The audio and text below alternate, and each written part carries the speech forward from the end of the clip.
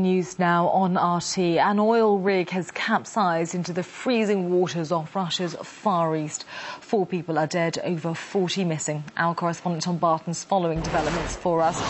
Tom, is there any information now about those who are missing?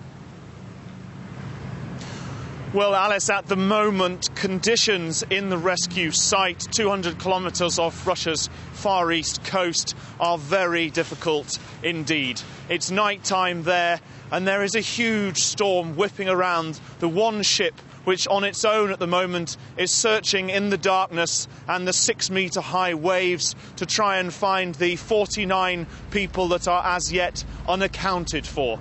Those that are in the water, there's been 4 bodies found in the water, but such were the hurricane, the gale force winds and the high waves that those bodies couldn't be recovered. There has been life jackets and boats found, but nobody has been in them. Other craft that were helping have been forced to turn away from the search, leaving just this one ship. Rescuers do say that there is some hope left because all the people on board this oil rig that sank were wearing diving suits, which can help to stave off the cold for a little bit longer than usual, as we heard from one of the rescue organisers.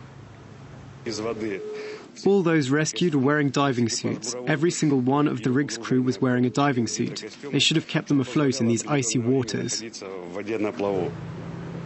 However, with water temperatures only just above freezing and the air temperature at -10 degrees C, hope is fading that those people in the water, that any of those will be found alive. The search efforts have had a lot of difficult setbacks, mostly because of the weather. 2 helicopters that helped pluck 14 people to safety earlier were forced to turn away, as was an aircraft, because of the horrendous weather conditions.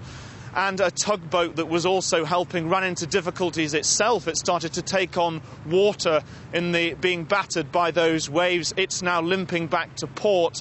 Other ships are on the way. It's not quite known when they will arrive, but they will be able to help when they do. For the moment, though, it's a race against time. OK, Tom, what do we know about why the rig went down now?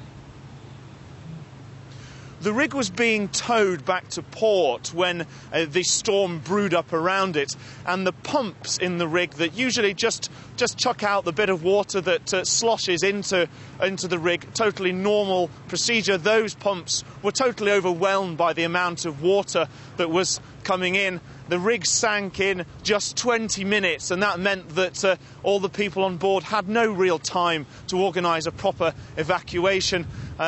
Life jackets were found in the water, but it seemed no one had had time to put them on, as we heard from one of the rescuers earlier. There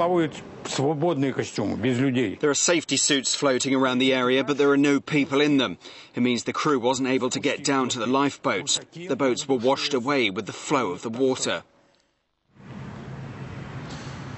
Investigators do say also that it seems safety protocol may well have been broken, and that's official language. What it really means is that the rig should never have been towed in these weather conditions in the first place. It was very dangerous to do so. President Medvedev has said that all help must be extended to those people that have been rescued and to those that may still be rescued, and also that a full investigation must be launched to find out what has gone on and what caused this. For the moment, though, it's a race against time to try and find those people that may still be alive before it's too late. OK, Tom, many thanks for that update. RT's Tom Barton there. Well, the Kolskaya oil rig sank whilst it was being towed back to port after finishing a drilling expedition in the Sea of Okhotsk. Now, there's no threat of an oil spill, unlike previous incidents involving oil rigs elsewhere in the world. The biggest such disaster, of course, in last year's Gulf of Mexico accident, when a rig operated by BP exploded.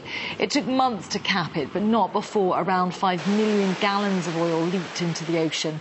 The Russian platform in today's incident is the country's largest and was built in 1985. It was due to set sail for drilling off the Vietnamese coast at the end of its current assignment. We'll, of course, keep you in touch with developments on the tragedy in the Sea of Okhotsk, so do stay with us.